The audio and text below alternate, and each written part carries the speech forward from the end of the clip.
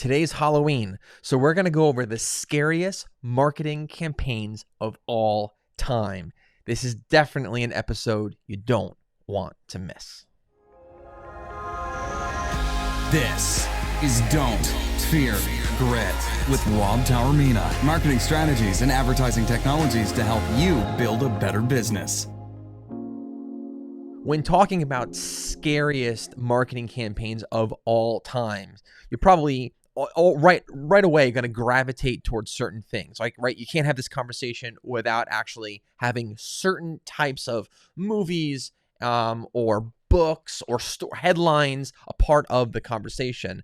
But when talking about scariest marketing campaigns of all time, we're talking about the promotional campaigns leading up to the release of whatever it is that was released, movie, TV show, book, etc. And there have been some really creative campaigns to go along with some of these, movies and whatnot. And there have been some really bad ones. There have been some really good ones. And so we're going to say the really good ones are the ones where the promotional campaigns were just as scary, if not scarier, than the thing that they were promoting themselves. So to kick things off, we're going to start right from, I guess, the most current. So this is Halloween 2022 that we're talking right now. Today's actually Halloween, right? So let's go ahead and go with the most current one. And the current one that I want to talk about is the movie Smile that came out. I actually thought at first, when I started to see the campaigns coming out, I was bothered by them. I'm like, what a distracting campaign. I was like, this was not sort of like ticking all of those like amazing marketing buttons for me. But as I started to watch more games for like a Major League Baseball playoffs, and I would see these people strategically placed in the stadium so that they would be in all of these various shots. And then I realized, oh, this is definitely intentional and not just randomly placed, but definitely intentional in the sense that they worked with local networks, they worked with the local teams to make sure that they were in various shots. And I'm like, actually, this is good because it's a little creepy, not crazy scary, but creepy. And it definitely got people talking about the movie, and the movie obviously released quite successfully. So I'm going to start off with the most recent. This was this past year. And I actually think that the Smile marketing campaigns that they released were, I'm going to give them actually a thumbs up, not two. I'm going to give them a thumbs up right there. I thought they were pretty good, but as you can see here, you started to see these people popping up. And at first, probably most people not realizing the connection to the movie because the movie had not been released yet, just thought you had some weird people trying to get their quick 15 seconds of fame. But then you definitely realize that the movie was laying claim to these particular campaigns, and you realize actually it was actually pretty I would say pretty creative. So I'm going to give them a thumbs up. I thought that was pretty cool. Not super scary. So definitely lowest on our list of scary, but definitely super creative anyway. Next up on the list, this is definitely super scary. Now, when the original movie Carrie came out, this was a horrifying, incredibly scary movie. I think it came out in the early 80s, right? Maybe some people can fact check me and help me out here. But they remade it back in 2013. And the marketing campaign that they put together was brilliant. And they literally got to the drawing board and thought virality. They were like, we want to come up with something that will go viral. And we're going to lead into the virality of a promotional campaign to help promote the movie. It was brilliant what they did.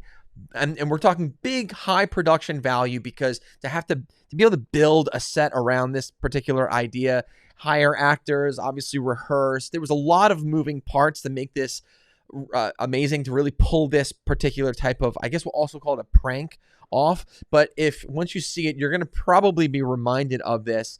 But it involved a cafe where there was two people involved, and this woman seemed to have some type of powers and doesn't put her hands on him, but is able to sort of like push him into the wall. He then rides up the wall, and then that definitely grabs everyone's attention. But that's actually not even the scariest part. But then obviously she screams, and lots of things happen in the cafe. Things falling, books falling off the shelf, paint frames coming off. There was a lot of different things coming up, and no one else was involved. So all the patrons in the cafe were not the actors at all. These were people pulled off the street, and you got real reactions from this. And what transpires is wild. The people's reactions were absolutely wild. I remember this guy coming in with a pipe, like he was ready to like defend people, like he's on an Avenger or something.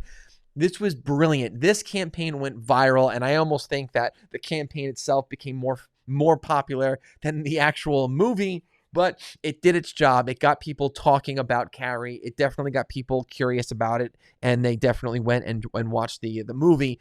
I thought this was brilliant. This was horrifying. This was super, super scary, incredibly creative, and I think the team behind this did an amazing job at leveraging what's going on, right around Halloween, leveraging the fact that this film was in the horror category and definitely want to appeal to the audience and use virality. I thought this literally ticked all of the boxes. This was a 2 thumbs up for me. I will say this, like I do in most episodes, if you're just listening to the podcast, we also have a video version of this. So you can find us on all those popular video channels like YouTube. You can find this episode to be able to see these visuals because we're showing the audience also the visuals here. So if you are just listening to the podcast, like on your favorite podcast channel, and you're getting it through an RSS feed, well, maybe this would be a really cool episode for you to also check on YouTube. You can find us, Don't Fear Grit. But yeah, there were some wild things there. And then I would think also probably one of the more famous, because I really thought that they were trailblazers in this space, and there's since been a bunch of copycats. But the Blair Witch Project, and I think where the brilliance of their marketing was behind this, is that from what I remember, I think this was a film that was purchased from the original creators, and they were pretty much known names. So there wasn't a lot known about the film project. There wasn't a lot known about the people involved, because the people that were shooting it were also the actors. They ended up also using their real names from what I remember in the film. And so the firm that bought it, what they decided to do is actually treat the premise of the film as though it was real, like it was an actual documentary. Because if you've seen or heard about the Blair Witch Project, that's sort of the perspective. It's shot from the perspective like it's a documentary. This is why a lot of people ended up getting really sick in the theaters, because the camera's moving around a lot, right? So, but they played into that, and what they did was their promotional pieces were real, or they cast it as these real things, missing persons. They contacted news outlets. They created this other fake whole documentary about the Blair Witch and released it on like a History Channel. Like, they did so much leading up to it that was not traditional advertising, that led people to believe once all of a sudden the Blair Witch Project film was announced, hey, hitting theaters, you had all these other things that people were remembering them seeing. They remember seeing the missing persons. Oh my God, it's the same missing persons that are in the film. They remember sort of hearing about or seeing this documentary on the History Channel talking about the Blair Witch. And they're like, oh my gosh, this is the real thing. This is the real footage that we get to actually see this. Curiosity in masses drove people to theaters to watch this. And I think probably one of the coolest success stories in the horror film category. And I thought, my goodness, such a creative approach, because most people will promote things traditionally, right? And they don't think outside the box. This was thinking outside the box, and I really consider them trailblazers in this space. That's why I'm like, you get 2 thumbs up for this. Now, terrifying, right? 100%. Did they sort of cross the line with some of the things? People might argue that, but it worked, right? And so that's why for this particular category, scariest marketing campaigns of all time, I'm actually going to go with this. I think that the Blair Witch Project marketing campaigns leading to the release of the film is probably the scariest of all time, because the one where with Carrie, if you were there, terrifying, right? But it's sort of like if you were there, it's scary, but it's like, oh, it's kind of not real. Like, no one's going to be floating up to the air like that. No one's going to scream and things are going to come off the off the walls like the way that they did. And in the moment, people got scared because they're reacting to everything's fast paced and loud, right? But in reality, it's not real, right? But in this case, they did a great, when I'm talking about the Blair Witch team, the production studio, literally spent time leading up to the release of the film implanting this idea that the Blair Witch Project is real. So you've had hundreds of thousands, millions of people getting bits and pieces of information from all over the place. Again, like seeing missing person reports, using the actual people that were in it, their actual names, releasing other sort of little pieces of media, talking about other elements of the film. So you're talking about people believing that elements of this was true. And that's why this for me is 2 thumbs up. They went out of their way to be incredibly creative. This is now legit thinking outside of the box, but also understanding the time at which this was released, understanding the nature of the film itself. I thought this was awesome. That team behind it, 2 thumbs up for me. I thought they were absolutely awesome. So I'm going to be keeping this particular episode kind of short. It is Halloween. I don't want to take up too much of your time, but I hope you enjoyed today's episode. As always, guys, we appreciate this audience. We appreciate this community. Do those things that matter now to us.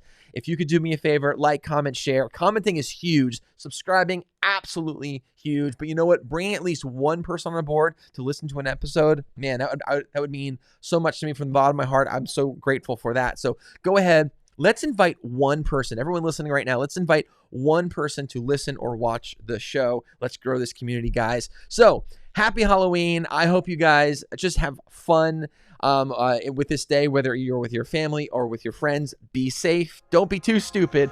And remember, as always, guys, do not fear grit. We'll see you next time.